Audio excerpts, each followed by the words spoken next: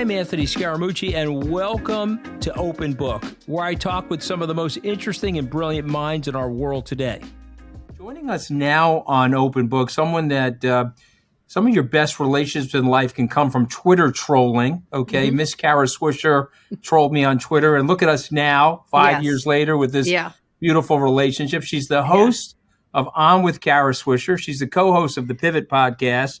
She's the editor-at-large of New York Magazine, but she's also an author of a book, AOL.com, and There Must Be a Pony in here somewhere. Yes. And there's so many great things to talk about with you, Kara. Welcome to Open Book. Thank you. And I'm glad I trolled you. You were had good humor about it. You were easy to troll, though. Come on. You gave us lots of material. I was easy to troll, but you also invited me on your podcast. Yes. And I think your friends were outraged by that invitation, but then they recognize, wait a minute, there's more here that meets the eye. That's correct. Isn't that true about journalism, though? Isn't it true that sometimes your first impression of something may not be the right impression? Of journalism or life? Life. Yes, Let's say life. So. Journalism. I tend to try to bring in people that I disagree with or I might disagree with. I don't assume people are jerks until I actually get to know their jerky selves. And so I tend to try to bring as many points of view as possible in. So I don't assume anything until I actually spend time with them. Obviously, I hear things about people and this and that. And then there's the media lens that people are. But I'm always surprised, usually pleasantly, by people if I get to know them. I'm not surprised on the negative side as much I am as the positive side. Well, there's a secret sauce to being Kara Swisher. I guess. Okay. Oh, yeah, they just go over this. Okay, you're a brilliant journalist. You have this amazing podcast. You're an author.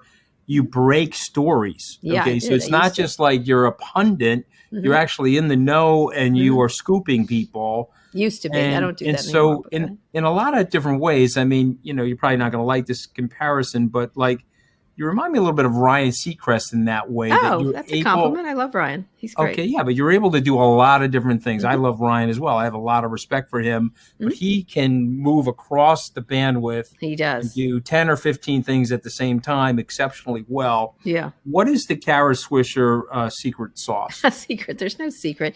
It's interesting you mentioned Ryan because that's a person who everyone was like, why do you want to talk to him? I'm like, are you kidding? He's everywhere. He has production.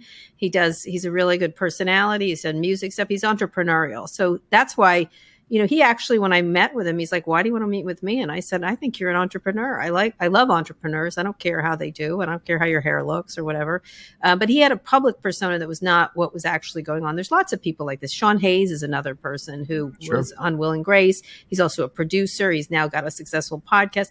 I'm really attracted to entrepreneurial types. And I suppose the secret sauce to me is that, as I'm very entrepreneurial as a reporter and as a person in life, right? I'm willing to try things. I'm willing to fail. I'm willing to say, I don't think that's right. I don't like to stick with the regular. Like, I don't like if just because something's working, I don't necessarily want to blow it up for no good reason. But I do like to sort of explore why we do the things we do, especially when it comes to consumer products. Like mine happens to be journalism. So I was always searching for ways to make it different and better for the consumer.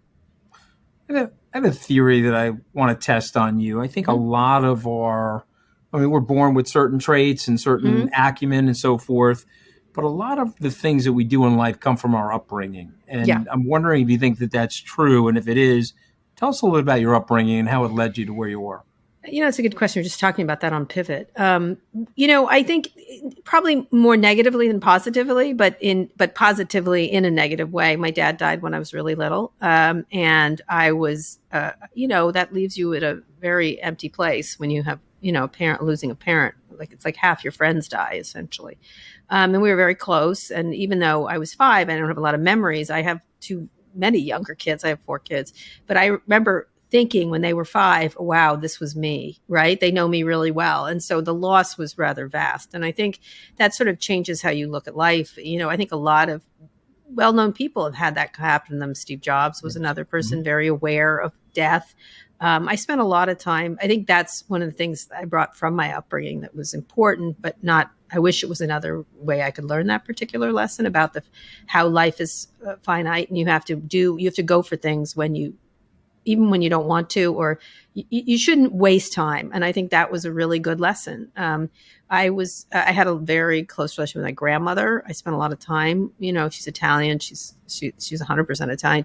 She was very, she wasn't educated. She was not, she stayed in her house her whole life. You know what I mean? Didn't go far, but I learned a lot about kindness. And I grew up in that sort of a neighborhood, Kara, so I totally get that. Yeah. So I think that was important. I think, I grew up relatively wealthy, very wealthy, I would say, compared to most people. And I also worked really hard. And so I spent a lot of time rejecting a lot of, here, take this, get on this train and this and that. But all my brothers and I are really hard workers. And so I think one of the things we did was we were in those worlds where people got to get a leg up for no good reason other than their parents. And we rejected that rather substantively a lot of the time. And I know, but it was a very good insight into that world. And as I started covering tech moguls, you saw what happens when people have too much money, what happens to them personally. So let's talk about that, because I'm fascinated by this. I feel like there was a commercial in the 80s where they opened up an egg and they said, "This is your brain." And then they put the egg in a frying pan and they said, "This is your brain on drugs." And your brain was frying.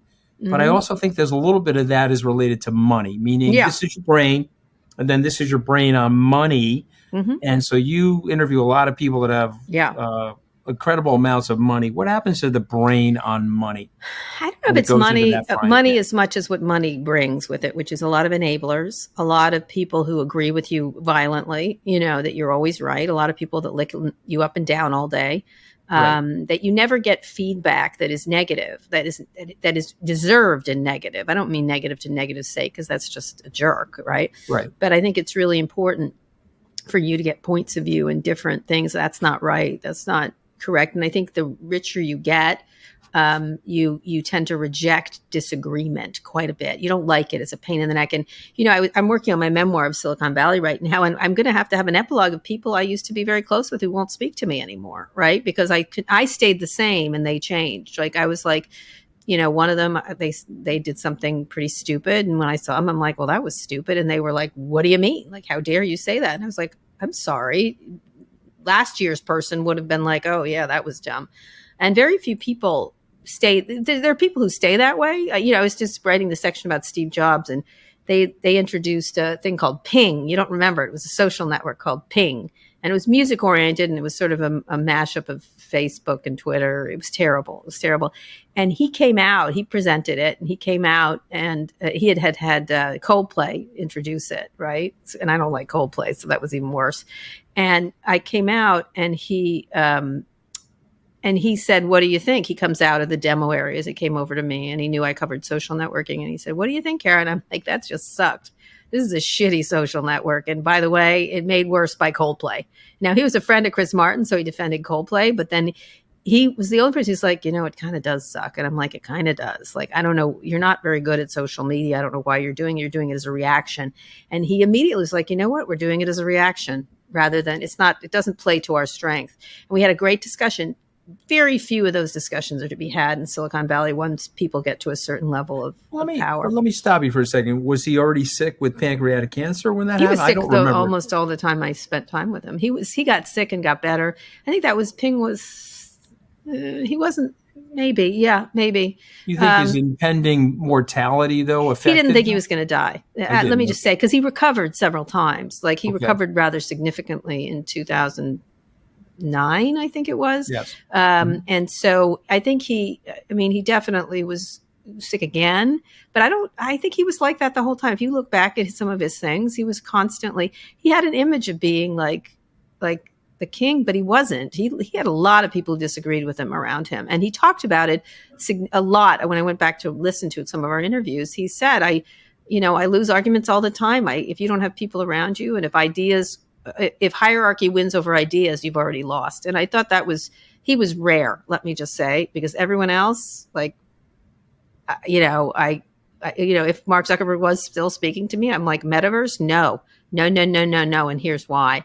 I don't think he would listen. I don't think he had people around him that were giving him good advice. So. All right. So I think Well, we you know both about agree. that. You know, you worked I in the do. Trump Listen, I White worked in House. politics, but I know about that in the hedge fund industry. Yeah, I've got, same thing. I go up and down with my friends in the hedge fund industry because some of them don't want to hear bad news. Some of them don't, Right. like bad news. Right. Bill Ackman said a few weeks ago, and I consider him a friend. I know Bill a long time. He said that the difference between successful people Mm-hmm. and quote unquote unsuccessful people is their ability to get through things, meaning Yeah. every person has a rough patch, whether it's Sure. Steve Jobs, we know Especially about Bill his. Ackman. Yeah, Bill definitely. Ackman would be a good Yeah. example of that. And everybody has a rough patch. I was just with Michael Dell recently, Mm-hmm. and people don't remember this, but in Oh, yeah. 1993, his laptops caught on fire. Yeah. There He were had several incidents on. rough patches. He had Yeah, several. but I mean, and he hung in there. And so, do you think when you're writing this memoir about Silicon Valley, is that one of the things in it for yourself, for Some me, of for them. anybody? I mean, Yeah. I've gone through my rough patches. I keep Yeah. grinding. Isn't that what you Yeah. have to I do? think some of them, yes. The persistence in the face of negativity is definitely a really, the ability to pivot. That's the word they tend to use. Being okay with failure. I think that's a hallmark of my career too. I haven't actually failed that much when I went and looked at it, but the ability to take risks, I think, is really the most important thing. And be okay with it and then move on. Because there's so many people like Stewart, the guy who founded Butterfield, who founded Slack. That started off I remember going to visit him. It was a game company that failed. It was up in Vancouver. He loved that game company and didn't work. And then the system they used to communicate with each other became Slack, right?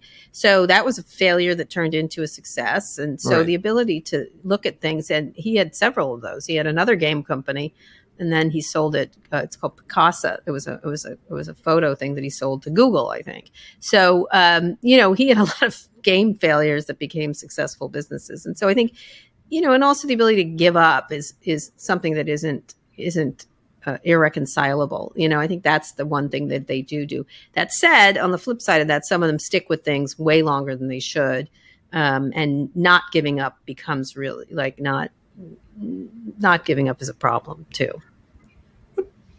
What is the one big tech thing that we should be paying attention to that we're not? Obviously, the thing in the news now is Right, chat AI. GPT. Yeah, AI. Right. Yeah. But what is it? Are we missing something? AI is like saying computer. You know that. Like It's just like it's so funny. Right. It's applications of AI. Just generative AI. I don't quite. They like to put a slap a word on everything. It's just essentially machine learning. Well, but it creates the hype. It creates the mania. And well, it's like saying internet. What do you mean by that? Internet. It's like electricity. Right. What do you mean by that? Light bulbs, cars? What the heck?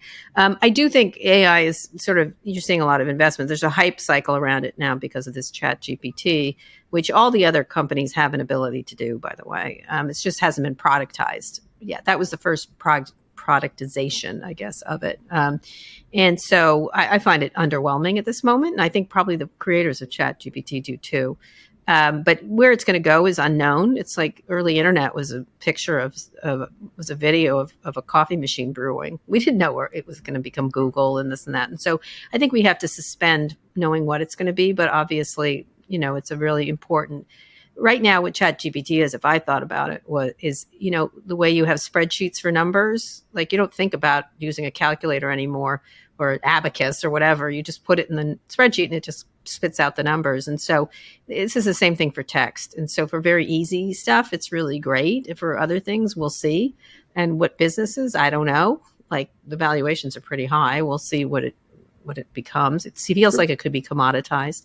There's something out there that we're missing. I just think we don't know what it's going to be yet. And I think people spend a lot of time talking about doing term papers for colleges. That's not really a business, is it? So it's kind of what the media tends to focus on, which is silly. I do think climate change tech is something I've talked about a lot. I think there's a lot of opportunities. It's a slow moving opportunity, but certainly around water and air and electricity and batteries. I think that would be where I would, if I was a young person, that's where I would focus. Although it's a long haul. It's very difficult. It has physical limitations. I think EVs are something, there's a lot of money to be spent making this industry, but it's sort of like, I would imagine it's like being at the car industry at the beginning. There were dozens and dozens of car companies, and then there were 3. So I think that's really interesting. I spend a lot of time thinking about EVs now. And then things like, I know it's not hydrogen powered fuel planes. It's really cool. There's all this cool stuff happening, but there's going to be a lot of losers in that growth. But to me, the climate change tech area, if I was young and wanting to make a lot of money, would be where I would look. All right. So I've been dying to ask you this question. Mm-hmm. Okay. So all right. What is your best and worst interview? Because I've watched a lot of your interviews, and you're a great interviewer. Yeah. But I'm wondering, like, when you come out of an interview, oh man, that was my worst interview, or this was a really good. You have to look at the 𝗕𝗄𝗃 interview. I think, I didn't relish the Mark Sweating interview. I don't like when someone's in distress, and I didn't think that was good. For pure impact, the Parler CEO, where I interviewed him the night of January 6th when it was happening, and he acted like it didn't matter that he possibly was a handmaiden to sedition, and that got him fired, which was interesting. That was impactful, like just for that particular company. I mean, he also got deplugged from the App Store, from everything. Right. Yep. It just was because of that interview, because he said what he thought, which free speech, and so that was a really impactful. But I think the 𝗕𝗄𝗃 interview was probably the one that will go down in history. Which bringing them two together and having a real civil discussion on a big level about what their impact. It was like interviewing Edison and Ford together or something. And so I thought that was important. Some of them I've liked a lot more. I love the Monica Lewinsky one. I think she's a really interesting character in a drama where she's the only player that acted with decency, actually, except for the initial thing when she was a kid, right? She was a kid. A kid. I thought she's sort of been the best person to emerge from that debacle. That's 25 years ago, if you could imagine. Yeah, that, but right? she's had to live it every day. Her life changed. She's a very gracious person, given she'd been like pummeled by the FBI and the Clintons and the right wing, and everybody took advantage of her in a different way. I like them all. I can't think of a bad one, Anthony. I thought ours was pretty good. Some of my early ones, I wasn't listening enough, and I was too quick to try to get a jab versus listening. I think if I look at those, I'm a little bit like, oh, I should have just shut the fuck up. Right. So maybe, but it's like, it's learning. It's learning. Yeah. Everything's learning. I think that the best interviewers are the people that don't talk, actually, right? Yeah. Sometimes. Sometimes. Right? When you've interviewed everybody, obviously, and you've interviewed some of the most successful people in our current zeitgeist. Mm-hmm. What are the common characteristics and themes that you notice in successful people? And what are some of the flaws that you notice in successful people? I don't think there are any. People ask that. I think persistence is the only one, is that they are persistent in whatever they're doing, whether they're artists or, entrepreneurs or Hollywood people. I think the ability to change but not abandon core principles, if that makes sense. The idea of I think the ones that fail are the ones that are like, I'm going to disrupt everything. I'm like, why? For what reason? Just to break? Why don't you fix? I think there's the really successful people sort of are very careful. I would, put among them Reed Hastings of Netflix. He had a great idea. He kept pivoting when he had mistakes, like he moved from DVDs, and then they're continuing to do it, moving to advertising. I think that's all him in a lot of ways. Or he's created a culture where that's allowed. And I think they're okay with declines. They don't lose their minds. They also don't feel like they have to blow up everything every 5 minutes to be noticed. And I think that's helpful. The people creativity, I think you can't beat creativity, and that's really hard to be creative.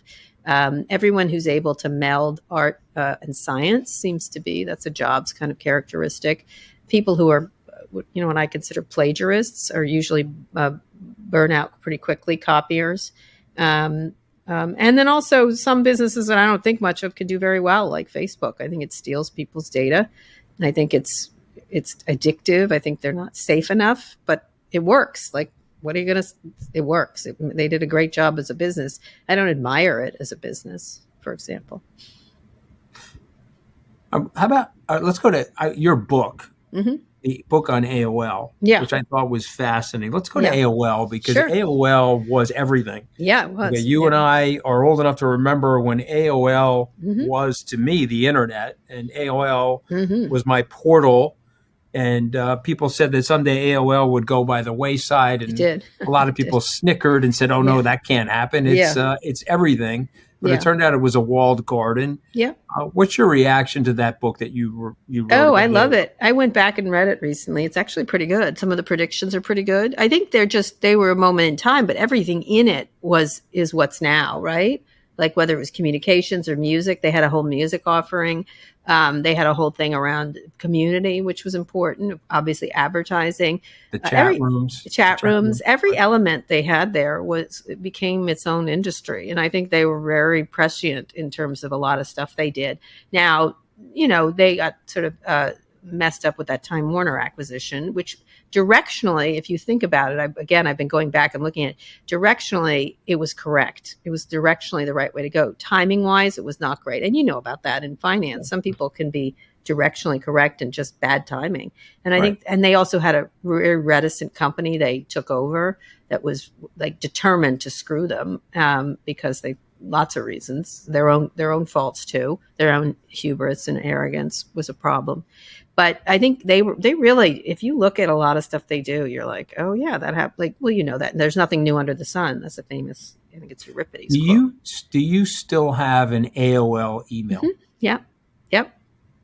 I do. I think it's 𝗕ciecie𝗸𝗵. I don't know. I haven't looked at it in years. I have a couple AOL, but it was the first time. See, when I saw that for the first time, and I'd used all the other things that were around it. There was an Apple one that everyone thought was going to be hot. There was like 6 or 7 of them at the time. And I remember there's CompuServe and the other one, Prodigy. I was like, this one's great because it loves consumers. That's the one thing. You could tell they were consumer friendly and they were community friendly. And the others, I said CompuServe was owned by Sears and IBM, if you remember. Yeah. And it was Prodigy was. Prodigy was owned by Sears. And I said, it's everything Sears knows about computers and everything IBM knows about retail. And both of them sucked in their own industries eventually.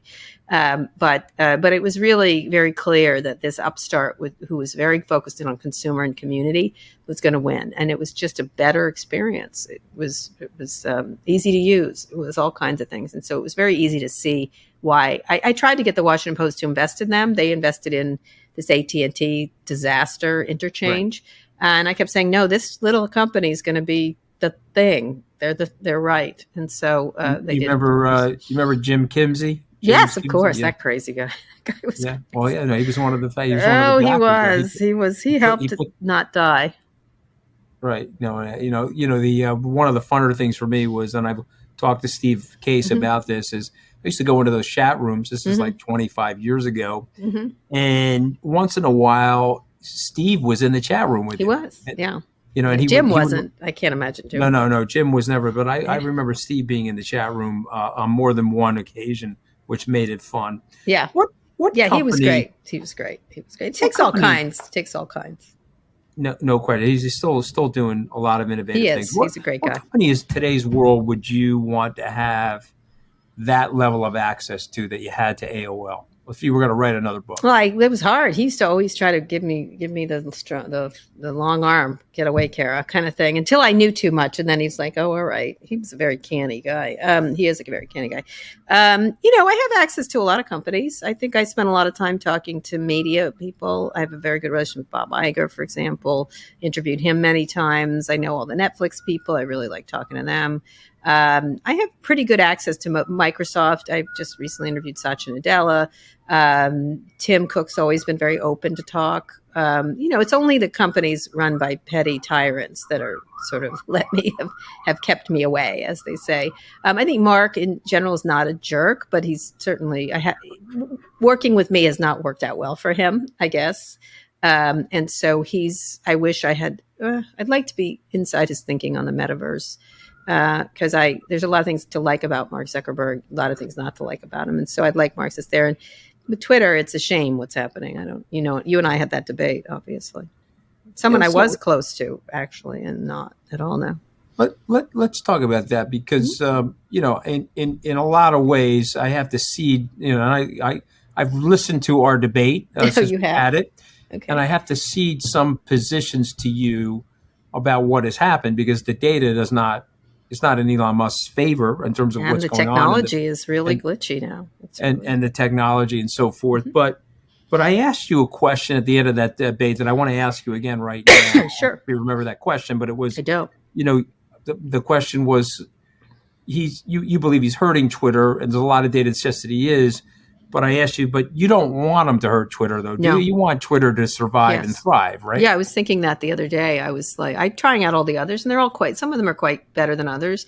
But it's a really unique place, right? Like whether it's Super Bowl or the Grammys or whatever, a lot of people are there. He's sucking the fun out of it, which was fun. Now it's mean. Like one of the things is you tolerated the mean because some of it was really fun and creative and interesting. So he's sucking the fun out of it for sure by being just a petty tyrant, essentially.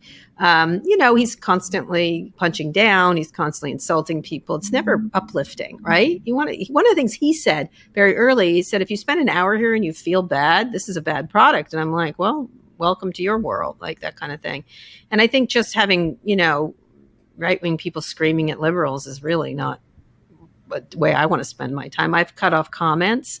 That's Right. a shame. I used to love talking to people. Lots of people I disagreed with. Now it's just vile. Right. Bitch, Kara is not really my day. I don't want to spend 1 minute of my day with I mean, I actually shut off the notifications at this point because you can't. I mean, if you put out a tweet, you could put out a tweet about your poodle. Right. And then you've got 20 people telling you you're the worst person that's ever right. lived. And it's like, what's the point? It's not fun. You can wander over to TikTok, which has its own set of problems, which I've written about for years with China. And that's fun. Like what life is too short to be screamed at by a billionaire, honestly, and told you're an asshole. It's like, no, thank you. It's not and then like, you should pay me. Well, what are you giving me that's attractive? I'd love it to succeed. I think it's a wonderful product. I think it's always been troubled, by the way. It's always been a problematic business, but now it's just unpleasant. Like, unfortunately, because I love it. I have loved it, and there's so much to find, but now you can't find people. It's, and then it doesn't work as well. It's like one of those restaurants you used to love, and then you wish it would get better again. But this is true about everything. At least this has been my life experience, because you're mentioning it. Okay, hot restaurant, then the restaurant fades. AOL is the center of the internet universe, and then it goes away. Inevitable. Facebook has this incredible rise, and now it's still a good business, but it's not the business that it was 15 years ago. Sure. But you don't have to be a nasty prick while you're doing it, right? You know what I mean? Like this new blue check thing. Like, we're taking off the blue cups because they're corrupt. I'm like, I don't even know how I got my blue check.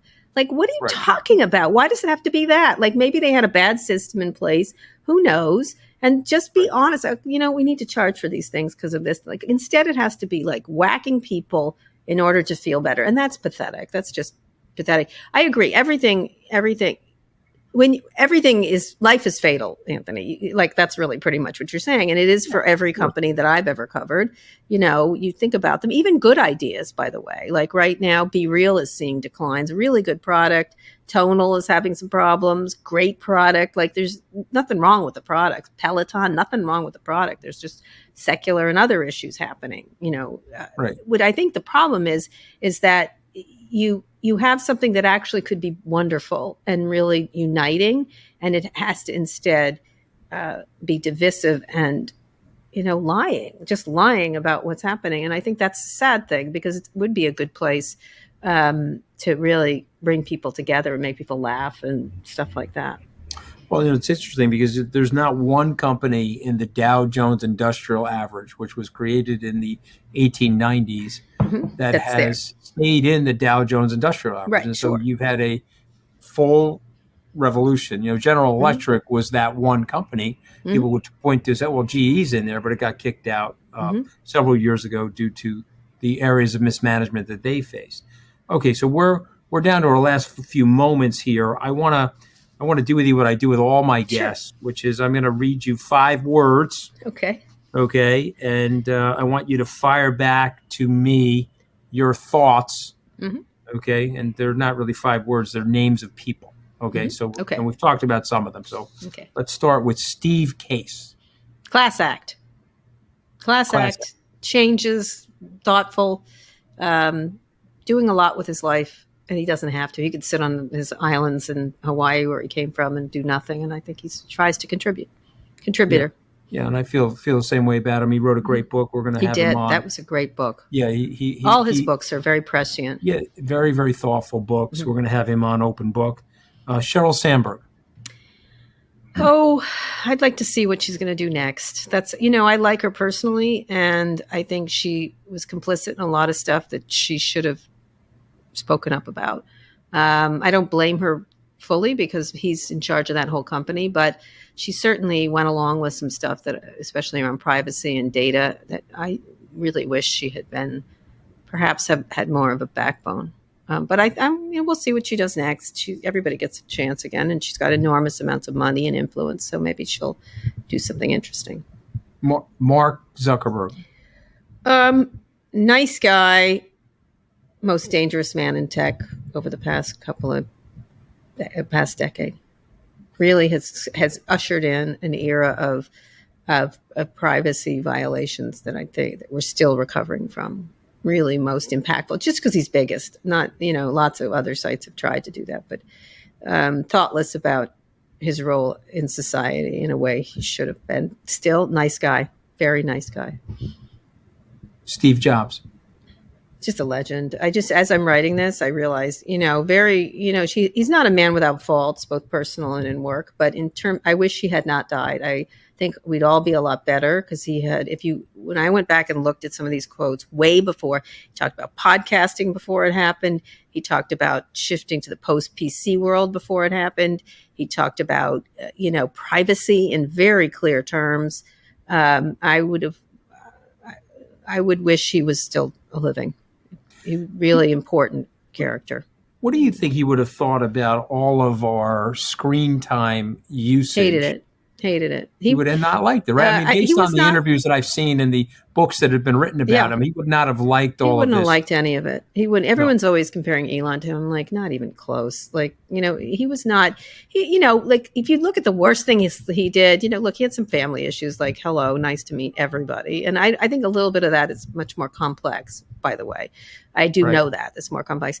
That said, like, what did he park his car funny? He parked in a handicap thing. That's jerky. Like, but honestly, some of the behaviors today, you're like, oh, I'd like that guy back. I think ultimately he had a care for product and a care for quality and a care for the consumer that is sorely missing. Any creativity, though, right? I mean, creativity always. He was and willing to mix it up. I think we had so many back and forth, but I never felt like he was an adult. I don't know what else to say. I like adults. I like Tim Cook. I like Reed Hastings. I like adults. I only had the chance to meet him once. I was at the Sun Valley conference in 2005. Cool. Oh, he was very thin at the time. He was sick. That's the sick. He had first sickness. Yeah. Yeah, and then he had given that speech at Stanford about a month or two. Oh, that was 2009. That was 2009. Okay, then it was 2009. Then right. I got my timing off, but I remember having the conversation with him about the speech and how, I thought that speech was great. I recommend that speech to everybody. Every once in a while. Once a month. I read it once a month. Yeah, and randomly every once in a while I post it up on Twitter, just YouTube. Please take a look at this because it's about life. And I often say on this podcast, Steve Jobs understood this. You get it. Mel Brooks once said that relax. None of us are getting out of here alive, Kara. Relax. That's correct. And that was Steve's mantra in that speech, that you've got to live without fear. And except it wasn't depressing. It wasn't like, oh, well. And it was then get the fuck up. Like that's what it was about. Right, exactly. It was like, okay, do something. Do something. Whatever you do. I think that does happen to people. Oh my God, I'm going to die. And so it doesn't matter. Life is irrelevant. That's the depressing side of it. The other side of it is, oh my God, I'm going to die. Let's live. Let's hit that Hawaiian beach. Let's actualize our dream. Let's do something that we would like to do while we're here. Yeah. And that's something I got from Steve Jobs. Yeah, for sure. Okay, two more people. Jeff Bezos. Still waiting. Obviously brilliant, visionary in terms of everything. I'm still waiting for his great moment. I know it sounds crazy. I think could have a lot of influence. He's late. His tweets are. I'm a little bit like, you don't need to be a reactionary every minute of the day or mad at the Biden. I think he has an ability to be a real. Like you saw how Gates transformed himself in terms of Gates and Melinda Gates transformed themselves into philanthropists. I think he could. I think his wife is showing him up right. His ex-wife is showing him up right now, showing him how to do it. He's got great wealth. He's super intelligent. Sometimes he's very much in the in the weeds, and not the weeds. He's a smart guy doing some stupid things. I don't know what to say. Like he could be bigger and bigger. So you're saying that he needs a transformative moment to move into the sort of the Carnegie, I just Rockefeller, feel like Gates category. I think he could. I'm glad he looks great. It seems like he works out a lot, and I'd like him to like really, like with the post or some of it, just really engage in ways that aren't just for himself. If that makes sense. Elon Musk. Oh, I feel so bad. What a brilliant guy. Full of great ideas. You know, I you know what I look at? I look at Tesla and I look at SpaceX, and I think that's what I try to focus on. Personally, I think he's a train wreck as a person, and it's a shame. I don't know what's happening, and he's intolerant. He's become intolerant. He's become intolerant in a way. But this is something you feel fairly recently, right? Because he's always had that element. When I was at Recode, I don't know, we got along great. Yeah, 2 years ago. Yeah, 2 years ago, I think it was. You interviewed him. It was in Los Angeles.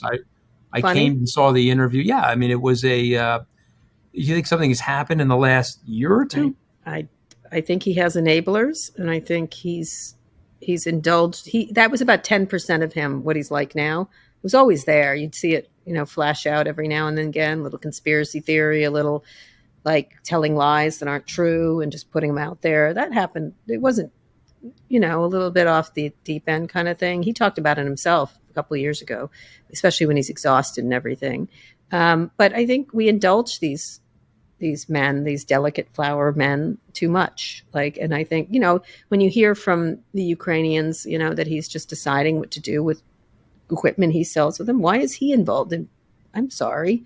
I would like the experts to be involved in public foreign relations and warfare. I don't love warfare either, but I don't know, just some of the things I'm like, what, really? Like, I think he thinks he's Iron Man. I don't know what's happening. I think he thinks he's Iron Man, but Iron Man was a movie.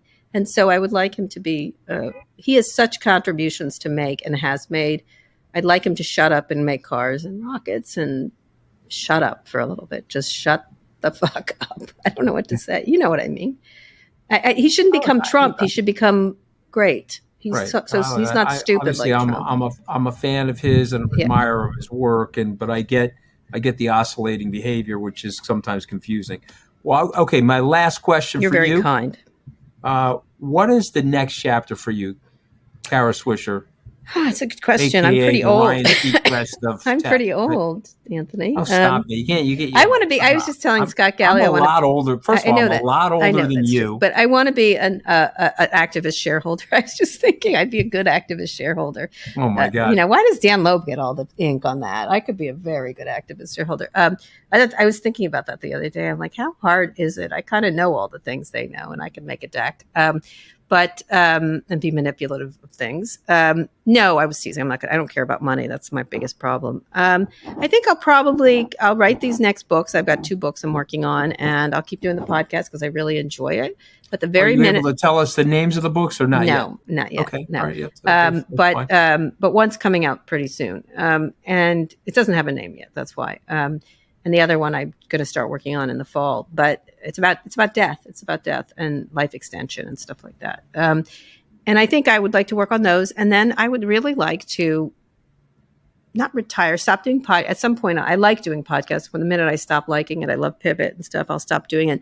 And I know it sounds dumb, but I'd love to write like a historical book, like just get deep into research on some historical figure who's dead, so I don't have to talk to them, and pick a really interesting, like Frederick Douglass. There's been a lot written about him, but someone like that, like I'd like to write a really significant biography of a historical figure, probably someone who hasn't been noticed, who deserves notice. That's what I would like to do. Well, I mean, I'll tell you something. Scaramucci, the real story. You have to be dead, Anthony. Not me, because I've only lived half my life, girl. Even though I'm 60, I've only lived half my life. I'm looking forward to the back half. You got to think young, girl. I got kids, honey. You and I both have little kids. What are you talking about? I have to raise my kids, and then I die. That's it. I go to college graduation, and then I die. That's what I'm going to give you one to look at, because you are historical. You have a buff towards history. Is George Marshall?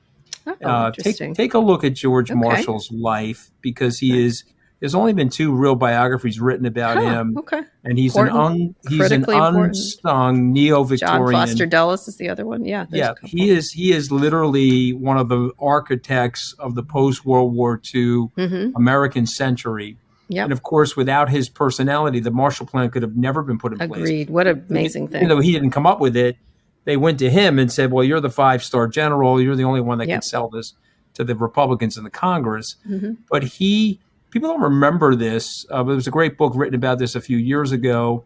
He went to China after the Second World War at the behest of Truman, spent 6 months in China. And while he was there, he tried to resolve the conflict between Chiang Kai-shek and Mao. But unfortunately, he wasn't able to do that. It resulted in the war on the continent and pushed Chiang Kai-shek into the island of Formosa, which became Taiwan. But his life is so quintessentially American, and he's an understated man. And I'll give you an example. He wanted to run the Allied invasion in Europe, and he went to the White House, and FDR said to him, I sort of really need you here. I need you here in Washington. So you're going to have to pick somebody other than yourself to run that invasion. And he knew that the person that he picked would go on to become president. He knew that. Right. It wasn't his ambition ever to be president. That wasn't his personality. Right. And so he picked Eisenhower, and he had other generals to pick. And it was a great choice because of another great man. Eisenhower's humility. Ultimately, what Marshall saw in Eisenhower, despite his greatness and his leadership skills, he was humble in comparison to somebody like a MacArthur or a Patton. Right. That's a really good anyway, choice. I'll take the suggestion. What a great suggestion. Take a look at George Marshall's life because it fits your narrative. All right. People that do great things in this humble, silent sort of a way. I love it. Okay, I'm on it. Right. I will take a look. All right. Well, Kara Swisher, thank you so much. I'm going to write the Anthony Scaramucci. Well, let me tell you, there's a lot of stuff I don't want you to write. There's some. Then I'll wait till you're dead. There is some sordid shit. The day after you die, I'll call your wife. Sure. Let me tell you something. It's been a great life, though. I've enjoyed every moment of it. You seem to be enjoying yourself. That's one good quality. Shit that's going on. Trust me. I'm certain of it. I'm certain. All right. Well, God bless you, and I hope. Thank you. Please come back on after you write this book, though. Okay. I will. 100%. All right. God bless you, Kara. Thank you.